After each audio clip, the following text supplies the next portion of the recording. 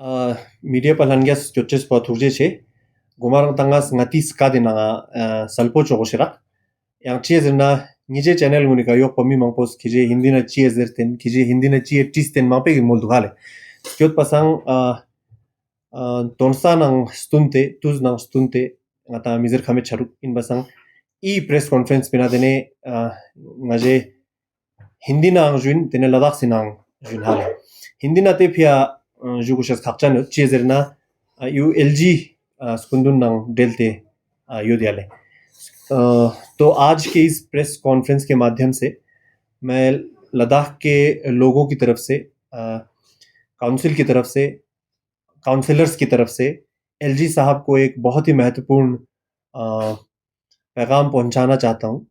वो ये कि एक किस्से के साथ मैं ये बताना चाहता हूं। मेरे कॉन्स्टिट्यूंसी में से अभी हाल ही में एक नए लड़के को बीजेपी का मंडल प्रेसिडेंट का काम सौंपा गया, तो हम सब ने उनको मुबारकबाद दी। पर अभी हाल ही में क्या हुआ, वो गांव के कुछ लोगों के साथ एलजी साहब से मिलने गए और मंडल प्रेसिडेंट के उसमें लीडरशिप में, और एलजी साहब से कुछ मांगे की हमारे गांव से रिलेटेड कुछ उन्होंने डिमांड्स रखे, और जैसे हर बार करते हैं एलजी साहब ने उस चीज का मीडिया में भी डाला। अब इसमें मजे की बात यह है कि जो मांगे उन्होंने रखी, क्योंकि वो खुद अभी नए हैं और उनके साथ जो लोग थे उनको भी ज्यादा ग्राउंड का अंदाजा नहीं है, तो उन्होंने जो मांगे रखी एलजी साहब ने वो मीडिया में डाल दिया। मतलब उन्होंने ट्वीट किया, फेसबुक पे डाला, जो भी कहा। अब उसमें फॉर एग्जाम्पल उन्होंने एक लिंक रोड की बात की कि हमें जी इस लिंक रोड पे ब्लैक टॉपिंग कराना है। एलजी साहब ने कहा ठीक है, हम करवाएंगे। अब सोचने वाली बात ये है, ये वो रोड है और एक गांव है जिसमें एक ही रोड है जो ये लिंक रोड जाता है। ये रोड 2 साल पहले स्कीम हमने खुद काउंसलर ने रखकर, अप्रूव होकर, टेंडर होकर, रोड का वाइडनिंग होकर, उसकी वॉलिंग करके उस पर ब्लैक टॉपिंग भी शुरू हो चुका है। उसमें आधा ब्लैक टॉपिंग हो चुका है, फिर सर्दियां आ गई तो बाकी आधा इस साल कंप्लीट होगा। बल्कि जहां बीच में नदी आ रही थी तो उस पे बहुत बड़े स्पैन का एक सीमेंट का कलवर्ट भी, ब्रिज भी बन चुका है। तो जो मैसेज लेके गए उनको भी नॉलेज नहीं था, और एलजी साहब का तो उनको तो फोटो खिंचाने का पता नहीं क्या वो है, उन्होंने भी मीडिया में डाल दिया। अब अजीब बात क्या है कि जब जो रोड बन चुका है, जिसमें अभी थोड़ा ही काम बचा है, उसकी डिमांड हो रही है, सबसे पहले तो वो बड़ी हास्यास्पद बात है। और हास्यास्पद बात एक और है कि एलजी साहब ने बिना क्रॉस चेक किए उसको मीडिया में डाल दिया।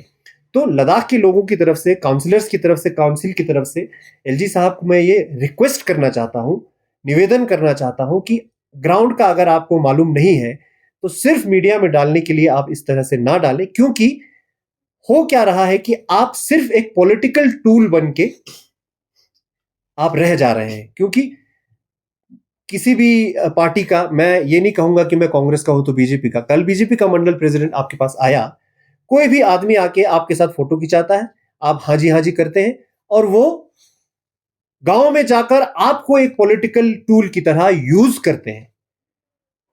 चलो, अगर कुछ सच में ऐसा कोई काम जो काउंसलर नहीं कर पाया और उसके बाद सीजी नहीं कर पाया, तो जाहिर सी बात है फिर सेक्रेटरी और एलजी के पास जाना भी चाहिए, लोगों को हक है। पर ये तो ऐसा काम है जो हो चुका है, 80% से ज्यादा बन चुका है। तो एचएलजी जब कहते हैं, ऑनरेबल लेफ्टिनेंट गवर्नर कहते हैं, तो सिर्फ एचएलजी नहीं होता है, वो HLG of union territory of Ladakh कहते हैं। और वो लद्दाख कौन है? हम है। वो लद्दाख क्या है? हम है वो लद्दाखी। तो आप उस लद्दाख के एलजी के सम्मान का आप इस तरह से मिसयूज ना करें, उस सम्मान को, उस छवि को आप ठेस ना पहुंचाएं। ब्रिगेडियर बीडी मिश्रा जी की छवि और उनके सम्मान के साथ आप जो करना चाहते हैं करिए, लेकिन लद्दाख के एलजी का जो उनकी, आप एक बड़े ओहदे पे बैठे हैं, तो उस चीज को हम लद्दाखियों की बेइज्जती ना करवाएं। अगर एलजी के पास इस तरह से कोई भी आके कुछ बोल के जाए और एलजी साहब हाँ जी करके मीडिया में भी डाल दें, तो ये बड़ी दुखद बात है। तो आपसे निवेदन करता हूं कि आप क्रॉस चेक करें, जितना भी आपको हम लोग चाहे पोलो ग्राउंड से कहें, चाहे रूलिंग वाले कहें, चाहे ऑपोजिशन वाले कहें, कुछ भी कहें, मुझे लगता नहीं है कि आप तक बात पहुंच रही है। इसीलिए मैं आज मीडिया के माध्यम से आपको डायरेक्टली ये मैसेज पहुंचाना चाहता हूं। बहुत दुखी मन के साथ ये कह रहा हूं और एक तरफ से हंसी भी आ रही है। तो ये एक सबसे पहला मुद्दा ये था। तो मैं हमारे सेक्रेटरी सारे सर से भी रिक्वेस्ट करूंगा, मैडम से भी रिक्वेस्ट करूंगा कि ब्रीफ एलजी साहब को बराबर पहुंचे, वो उनसे इस तरह की गलतियां ना हो। पहली बात। दूसरी बात, honourable chief executive councillor Tashi Gyalson साहब को हमने ये एक तो हमने रैली में पोलो ग्राउंड से मैंने खुद डेटा के साथ लोगों तक एक बात पहुंचाई थी कि एलजी साहब ने मिस यूज ऑफ फंड्स का हमने एक आरटीआई के माध्यम से उन पे हमने एक कंप्लेंट दिया था। फिर जनरल काउंसिल में उसको और क्लैरिफाई करते हुए सेक्रेटरी सर एडमिनिस्ट्रेशन की तरफ से ये अपने chief secretary sir LG sir की तरफ से एडमिनिस्ट्रेशन की तरफ से थोड़ा बहुत उन्होंने क्लैरिफिकेशन एक मीडिया के माध्यम से देने की कोशिश की, पर उसके बाद हमारा मीडिया ना हमारे पास आई, ना हम मीडिया के पास जा पाए। तो मैं आज इस प्रेस कॉन्फ्रेंस में ये बताना चाहता हूं कि उसके बाद हमने जनरल काउंसिल, एलएचडीसी के जनरल काउंसिल में उस अगस्त हाउस में उस चीज पे मैंने खुद फिर से डेटा के साथ फिर से वापस उसमें क्लैरिफिकेशन दिया था।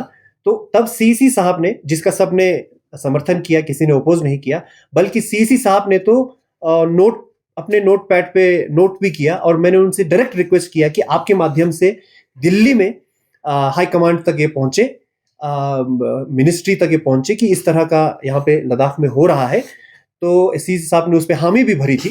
पर सीसी साहब की एक आदत हमने देखी है कि वो आपके सामने हाँ कहते हैं पर वो काम होता नहीं है।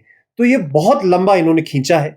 अब हमने बहुत उम्मीद लगाई उन पे, तो मुझे अब ये शक होना, मुझे एक ये इसमें कोई गलत बात भी नहीं है उन पे शक करना कि कहीं इसमें उनका खुद का भी कोई वेस्टेड इंटरेस्ट तो नहीं है। वो खुद भी तो मिले हुए नहीं है, क्योंकि वो हमें कहते हैं कि हम इसको उठाएंगे पर फिर उठाते नहीं है। फिर वो दूसरों के कंधों पे बंदूक रख के उनके अपने कुछ काउंसलर्स, वो अब उनके माध्यम से अपने ही पार्टी का भेजा हुआ एलजी को बुरा भला उनसे बुलवा रहे हैं। सीसी साहब से हम ये कहेंगे कि आप स्मार्ट होंगे पर आप ओवर स्मार्ट बनने की कोशिश करेंगे तो लोग पकड़ लेंगे। तो आप ऐसा ना करें। ये एलजी साहब तो इस तरह के काम कर ही रहे हैं। सीसी साहब, आपने पब्लिक से वादा किया है हाउस के माध्यम से सारे पब्लिक रिप्रेजेंटेटिव्स के सामने कि आप इस पे एक्शन लेंगे। तो आप इस पे जरा बताएं कि क्या एक्शन लिया, और आप भी सिर्फ अपने काउंसलरों को आगे ना रखकर आप एक सच्चे कमांडर की तरह आगे बढ़कर सबसे पहले आप खुद आवाज उठाएं, आप खुद सवाल पूछें। ये मेरा पहला मुद्दा था जी। क्योंकि सीसी साहब पे हमने ये उनको ये मैसेज पहुंचाना चाह रहे थे, तो एक और मैसेज ये पहुंचाना चाह रहे थे कि उसी जनरल काउंसिल में हमने जैसे एलजी साहब पे मिस यूज ऑफ फंड्स का हमने उनको कंप्लेंट किया, वैसे ही उन्हीं के एक एग्जीक्यूटिव काउंसिलर के ऊपर भी मिस यूज ऑफ फंड्स का हमने एक बहुत हल्ला गुल्ला हुआ। किसी भी रूलिंग या ऑपोजिशन में से किसी ने भी उस पर ऑब्जेक्ट नहीं किया। सबने चुप करके वो बात सुनी और सबने उस पर हामी भरी। और सीसी साहब ने ये कहा कि ठीक है, हम इस पे एक्शन करेंगे और ठीक है, हम इस पे कुछ कार्रवाई करेंगे। अब ये तो जनरल काउंसिल में हमें ये बात उठानी पड़ी, क्योंकि उससे बहुत टाइम पहले हमने 27 फरवरी को उनको एक ऑपोजिशन के सारे लोगों ने, इंडिपेंडेंट रूलिंग सब ने मिलकर एक लेटर लिखा था इसी साहब के अगेंस्ट हमने कंप्लेंट करते हुए। तब हमें लगा था काउंसिल के अंदरूनी बात है, तो सीसी साहब ने, क्योंकि अगेन सीसी साहब ने फिर से हमें कहा था कि जरूर इस पे एक्शन लेंगे, तो हमें लगा, हमने उन पे भरोसा किया, हमने उनको लेटर लिखा था। उस लेटर की कॉपी हम आपको देंगे। तो मैं मीडिया से निवेदन करता हूं कि ये सारी चीजें जो हम आपको देंगे उनका फोटो खींच के आप लोगों तक पहुंचाएं इस प्रेस कॉन्फ्रेंस में बीच में। तो उस पर भी फिर सीसी साहब ने कुछ एक्शन नहीं लिया, तो हम मजबूर हुए कि हम जनरल काउंसिल में हाउस के सामने पूरे लद्दाख के सारे हुज हू डिस्ट्रिक्ट ले के सारे ऑफिसर्स के सामने हमें बोलने पे उन्होंने मजबूर किया। और वहां भी उन्होंने, आप लोगों ने, मीडिया वाले, आप सब प्रूफ गवाह है इस बात की कि उन्होंने कहा कि ठीक है आप लोग बैठिए, अब इस पे ज्यादा हल्ला ना करें, हम इस पे एक्शन करेंगे। उस पे भी एक्शन नहीं हुआ। तो ये छोटी बातें नहीं है। यहाँ पे लद्दाख के एलजी का जो सम्मान है उसको ठेस पहुंचा रहे हैं बीडी मिश्रा साहब। यहाँ पे सीसी साहब ओवर स्मार्ट बनने के चक्कर में इधर भी वो एक तरफ इधर भी दिखेंगे, उधर भी दिखेंगे, एलजी को भी हाँ जी करेंगे, हर जगह हाँ जी करेंगे, और यहाँ पे अपने आगे आप अपने सिपाहियों को आगे करके बेचारे उनको टारगेट करवा रहे हैं आप। तो इन दोनों मुद्दों को बहुत जरूरी हमने समझा कि टाइम पे हम बोले, वरना बीडी मिश्रा साहब सिर्फ एक मंडल प्रेसिडेंट्स के, सीसी साहब सिर्फ एक मंडल प्रेसिडेंट्स के लिए एक पॉलिटिकल टूल बन के रह जाएंगे, इसलिए हमने बोलना जरूरी समझा। जो आपने एलजी का मिसयूज ऑफ फंड्स के बारे में बात किया था, उसमें जो चीफ सेक्रेटरी सर पवन कोटवाल ने उसका क्लेरिफिकेशंस भी दिया था। उनके मुताबिक जो स्विमिंग पूल का जिक्र हुआ था जिसका, उसमें वो स्विमिंग पूल नहीं एक वाटर बॉडीज है बोल रहे हैं। तो जिसके रिगार्डिंग कांग्रेस ने जिसने एलिगेशन डाला है, उनके आपके पास क्या प्रूफ है कि वो एक वाटर बॉडीज नहीं एक स्विमिंग पूल है? जी, तो आप लोगों ने जनरल काउंसिल हाउस में भी देखा होगा, वैसे मैंने पोलो ग्राउंड में भी बोला था कि आरटीआई की कॉपी ले सकते हैं। आज मैं लाया हूं, किसी ने लिया नहीं मेरे से, आप ये भी लोगों तक पहुंचाएं जरूर। सबसे पहले जो मैंने आरटीआई डाला था उसमें नंबर 2 पे लिखा है स्विमिंग पूल और वाटर बॉडीज एट राजनिवास। ठीक है जी, क्योंकि देख के वो स्विमिंग पूल लगता है, वो हम लोग अंधे नहीं है, कोई भी आदमी वहां आके देख सकता है। तो वैसे ही हमने एंट्रेंस गेट का लिखा है और लिखा है एनी अदर सिग्निफिकेंट प्रोजेक्ट्स। तो उस पर जब इन्होंने जवाब दिया, अब मैं क्योंकि आपने पूछा, तो चीफ सेक्रेटरी साहब पूरे मन से तो उस पर जवाब नहीं दे रहे थे, हमने देखा, पर जवाब देना था उनको, उनका ड्यूटी है। तो जो एंट्रेंस गेट का उन्होंने क्लैरिफिकेशन दिया, उसमें ये कहा कि Z+ सिक्योरिटी और बहुत कुछ करना पड़ता है, इसीलिए 1.37 करोड़ का खर्चा करना पड़ा। तो इसका मैंने वैसे जनरल काउंसिल में क्लैरिफिकेशन दिया था, पर अगर आप देखेंगे हमने तो 1.37 करोड़ जो है वो सिर्फ उस गेट के बारे में बोला था जो सामने दिखता है। उसमें उन्होंने screening of visitors for Z+ category जरूर लिखा है, पर आप आगे और देखेंगे तो कई और जगह पे उन्होंने सिक्योरिटी के नाम पे और उन्होंने उसमें खर्चा किया हुआ। हमने लेकिन उसको ऐड करके नहीं बोला, वरना उसको ऐड करते तो 1.37 से ज्यादा होता। और भी गेट्स हैं, पीछे भी गेट है, गेट नंबर 2, 3 पता नहीं कितने हैं, मुझे मालूम नहीं है एग्जैक्टली। तो एक तो वो सिक्योरिटी के नाम, जैसे आप देखिए construction of security personal quarter, ये सब हमने बोला भी नहीं, उसमें भी लगभग 1 करोड़ जा रहा है, वो हमने बोला ही नहीं। तो ये एक तो वो नहीं बोला, तो गेट का आप ये ना कहें कि सिक्योरिटी की वजह से आप लगभग 2 करोड़ खर्चा कर रहे हैं, उसका बिल्कुल भी जस्ट। अगर हम आपको कंपेयर करने लगेंगे कि एक फैमिली की, एक घर के लिए, सबसे पहले तो चीफ सेक्रेटरी साहब ने ये कहा कि लद्दाख का एक सम्मान है एलजी साहब का राजनिवास, उसमें दिन हर लोग हर तरफ से और हर तरह के लोग आते हैं, तो वो होना चाहिए। और हमें मालूम है कि वो उनका ऑफिस नहीं है, उनका ऑफिस बगल में दूसरा है, उसका भी अगर हम खर्चा उसका भी गेट का निकालेंगे तो आप उसका जवाब नहीं दे पाएंगे। ये सिर्फ और सिर्फ उनका घर है, राजनिवास रेजिडेंस है। फिर आपने कहा कि उसमें वीवीआईपी गेस्ट हाउस ये सब बनाना पड़ता है, इसलिए उसका तो हमने जिक्र ही नहीं किया जी। वो आपके आरटीए में खुद लिखा हुआ है कि upgradation of officers club into resident suite at Rajniwas, it comprises of modification of the existing vacant building, जो भी है फॉर एकोमोडेटिंग वीवीआईपी गेस्ट लिखा हुआ है। उसका तो 2.72 करोड़ का अलग है जी, और ये बिल्डिंग बना नहीं है, रिनोवेट किया है, तो वो तो हमने बोला ही नहीं।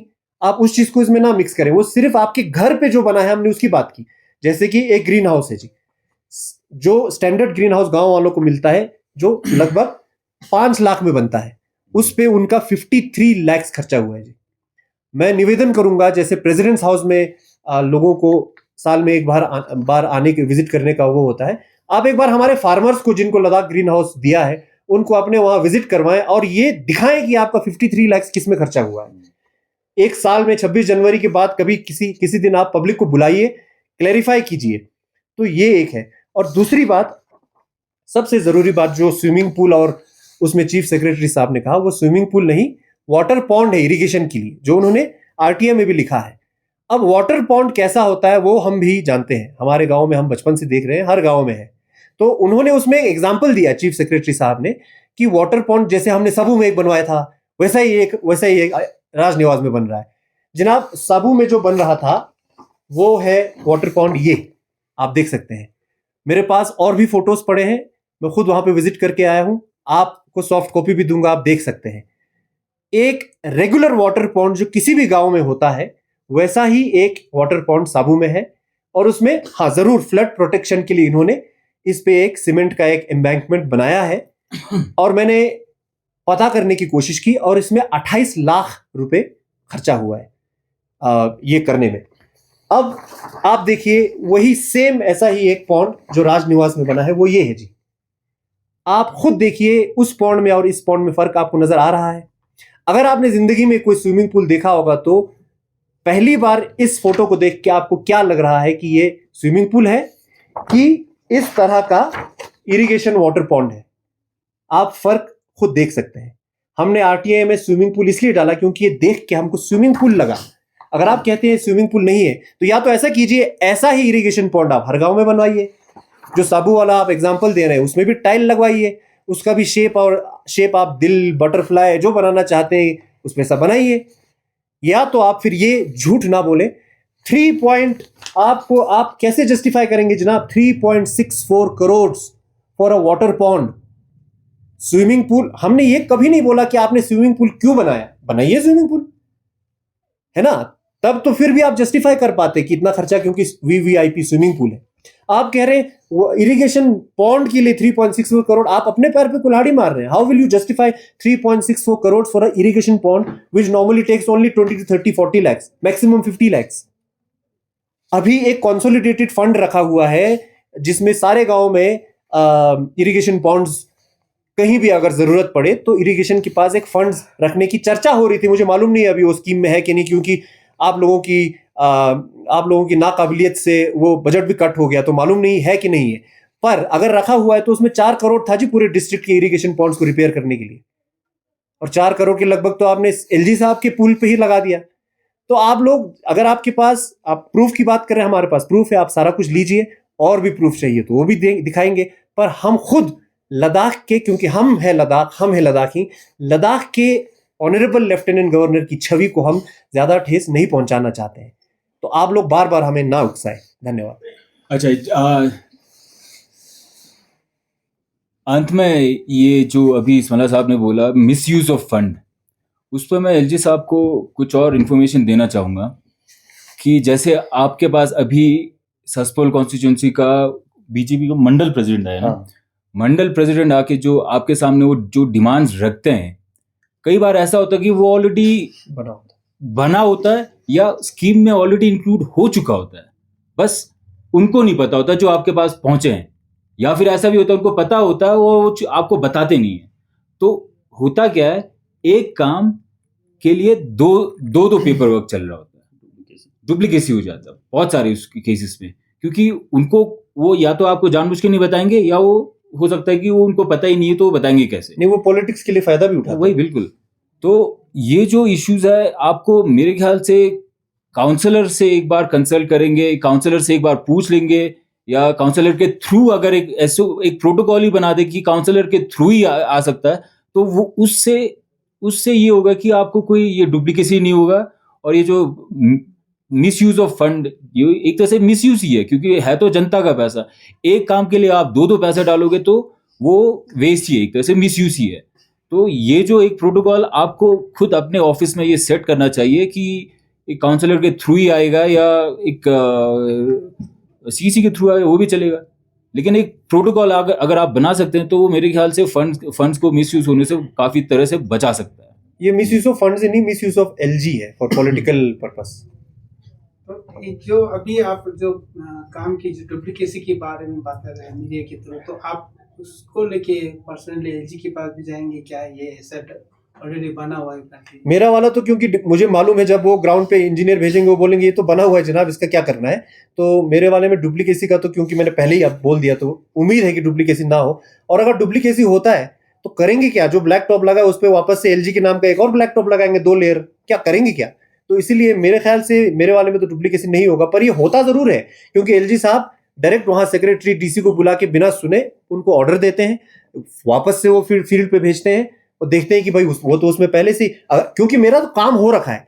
मान लो किसी में काम नहीं हुआ है पर स्कीम चल रहा है, इस साल टेंडर होने वाला है, तो एलजी साहब की तरफ से अलग से एक वो कर देते हैं, तब डुप्लीकेसी होने का डर रहता है। विदाउट ये प्रेस कॉन्फ्रेंस के अलावा आप लोग पर्सनली इस इश्यूज को रेज करने के लिए एलजी के साथ मिलने के लिए कुछ आपका प्लानिंग्स है? मेरे जी वो बिल्कुल जा सकते हो, उसमें कोई दिक्कत नहीं है। लेकिन मेरे ख्याल से ये जो मीडियम है, ये ऐसा मीडियम है जिसमें एलजी साहब को भी पता चलेगा और पूरे पब्लिक को पता चलेगा कि हो क्या है। तो हमने ये सोचा कि सबसे पहले ये जरूरी है, और इससे अगर बात नहीं बनती है तो फिर हम एलजी साहब से मिलने, एलजी साहब लद्दाख के लिए बैठे हैं तो हम जाके मिलने में भी कोई दिक्कत नहीं है, हम चले जाएंगे। और दूसरा एक ये जो आपने अभी पूछा ना कि एलजी साहब से मिलेंगे, तो मैं अब ये चीज भी आपको बता दूं कि जब डुप्लीकेसी होता है, किसी भी काम का डुप्लीकेसी जब होता है ना, तब काम पब्लिक सफर करता है, क्योंकि जब डुप्लीकेसी होता है तो वो काम, दोनों काम रुक जाता है। ये नहीं है कि काउंसलर का दिया हुआ काम आगे बढ़ रहा है और मंडल का दिया हुआ काम रुक रहा है, ऐसा नहीं है। डिस्प्यूट हो जाता है, वो डिस्प्यूट हो जाता है और वो दोनों काम रुक जाता है, और अल्टीमेटली सफर कौन करता है? पब्लिक करता है। तो इसलिए इन सब चीजों को देखने की बहुत जरूरत है। और अगर में बहुत डिले हो जाता है, डिले भी होता है। वैसे तो एलजी साहब के पास हम बहुत बड़े बड़े मुद्दे लेके गए हैं। उन्होंने खुद कहा कि सारे ग्लेशियर्स पे से जो हमारे हाईवे रोड जा रहे हैं, जैसे खरदुंगला, चांगला, इन पे हमने पर्सनली, हम लोगों ने जाके एक लेटर डाला था। उन्होंने कहा था कि इन डिपार्टमेंट वालों से काम नहीं होगा काउंसलर साहब, मैं खुद करूंगा। आज तक उस पर कुछ नहीं हुआ जी। बिल्कुल पीक पे टॉयलेट बना हुआ है, वो हमारे स्ट्रीम्स में उसका टॉयलेट आता है खरदुंगला और चांगला पे। उन्होंने कुछ नहीं किया, उस पर एक पत्थर नहीं हिलाया। वैसे ही हमने हर सारे सब डिविजन्स पे फायर सब स्टेशन बनाने का डिमांड किया था। उन्होंने बहुत फूफा करके सेक्रेटरी को बुलाया, ये किया वो किया, हमारे सामने उनको डांट भी दिया, पता नहीं क्यों। बहुत कुछ उन्होंने किया, लेकिन आज तक उस पर एक पेपर पता नहीं मूव हुआ है कि नहीं है। हमें वहां पे फायर सर्विस तो नहीं मिल रहा है जी। तो पता नहीं, अब एलजी जाएंगे जरूर, पर मुझे लगता नहीं है एलजी साहब पे जाके फोटो डालेंगे सोशल मीडिया पे, ट्वीट करेंगे, पर काम नहीं हो पाता है। तो ज्यादा उम्मीद तो नहीं है। जो ग्राम डुप्लीकेसी की आप बात कर रहे थे, हम ये जानना चाहते हैं कि कोई भी कॉन्स्टिट्यूंसी के काउंसलर रहते हैं जो जिनसे आई थिंक कोऑर्डिनेट करके ही सब कुछ बनाया जाता है, उसमें इस तरह के जो आपके कंप्लेंट्स हैं कि एक ही काम को दोबारा किया जा रहा है, तो उसको आप एज ए काउंसलर कैसे निगलेक्ट हो रहे हो? नहीं, इसमें काउंसलर नेग्लेक्ट होने की बात ही नहीं, इसमें अल्टीमेटली पब्लिक सफर कर रहा है ना। हाँ, जब भी कोई काम होता है जी, तो आपके थ्रू ही नहीं होता, नहीं होता, तभी तो ये दिक्कत हो रही है। अगर काउंसलर के थ्रू होता तो काउंसलर पहले ही बता देता, भाई इसका उतना कंसिडरेशन नहीं दिया जा रहा है। हाँ, काउंसिल को अंडरमाइन करने में एलजी साहब कोई कसर नहीं छोड़ रहे हैं। आपने अभी जो गांगलेस में जो इशू हुआ था ट्रक यूनियन का, जो वो मेरे ख्याल से लद्दाख के हिस्ट्री में एक नया दौर स्टार्ट हुआ है। वो इसलिए है क्योंकि उस दिन तक लोकल जो बीजेपी के जो काउंसलर्स हैं, बीजेपी पार्टी के जो लोग हैं, वो एलजी को डिफेंड करते थे। वो क्यों करते थे मुझे ये भी नहीं समझ आया। एलजी साहब बीजेपी के तो है नहीं, लेकिन वो अभी तक वो डिफेंड करते थे। लेकिन उस दिन जो हुआ, वो लद्दाख के पॉलिटिकल यूटी बनने के बाद पॉलिटिकल हिस्ट्री में एक टर्निंग पॉइंट है मेरे ख्याल से, क्योंकि उस दिन लोकल जो बीजेपी यूनिट के जो काउंसलर्स हैं, वर्कर्स हैं, उन्होंने एक स्टैंड लिया लद्दाख के लिए। एक स्टैंड लेके उन्होंने, डिस्ट्रिक्ट प्रेसिडेंट और बाकी जो काउंसलर्स थे, उन्होंने स्टैंड लिया लद्दाख के लिए, और उन्होंने एलजी साहब को सीधा उन्होंने एक तरह से ललकारा। तो वहां पे मैं बोलना चाहूंगा कि वो, उसको मैं अप्रिशिएट करता हूं। और जो हमारे अलची के काउंसलर्स हैं, उनको मैं तारीफ करता हूं। उन्होंने जिस तरीके से रेजिग्नेशन मांगा, वो सही बात है, जवान आना चाहिए, हम उनको पूरा फुली एंडोर्स करते हैं। क्यों करते हैं? क्योंकि ये जो काउंसिल है, 6th LHDC काउंसिल, ये मेरे ख्याल से बहुत कमजोर हो गई है। एक टाइम था जब LHDC का अपना झंडा हुआ करता था। LHDC जब कॉल देती थी तो पूरा पब्लिक आके पोलो ग्राउंड में जुलूस करती थी और पूरा सड़क पर निकलते थे। हमारा फंड भी एक तरह से नॉन लैप्सेबल था। अलग से 26 जनवरी 15 अगस्त वो भी एक दौर था जब काउंसिल ने अलग 15 अगस्त सेलिब्रेट किया था, क्योंकि डिस्ट्रिक्ट एडमिनिस्ट्रेशन के साथ कुछ अनबन हो गई थी। ऐसा पावरफुल काउंसिल हुआ करता था। अभी कहाँ है काउंसिल? हमारे काउंसिलर्स को निकाल दिया तो भी कुछ नहीं किया 26 जनवरी अभी जो ये जो काउंसिल है, वो बस प्रॉक्सी काउंसिलर्स, हर कॉन्स्टिट्यूएंसी में अपना प्रॉक्सी काउंसिलर मंडल प्रेसिडेंट के थ्रू वो लोग भेजते हैं, और वो वहां से वोट बनाने की कोशिश करते हैं। ये नहीं है कि वो पब्लिक की सेवा के लिए वहां बैठे हुए हैं, वो वहां पे वोट बनाने के लिए बैठे हुए हैं। ये हमें सोचने वाली बात है कि लद्दाख कहां से कहां पहुंच गया। वो भी अगर हो तो चलेगा, पर उसमें एलजी का इस्तेमाल होना थोड़ा लद्दाख के एलजी का इस्तेमाल नहीं होना चाहिए उसमें।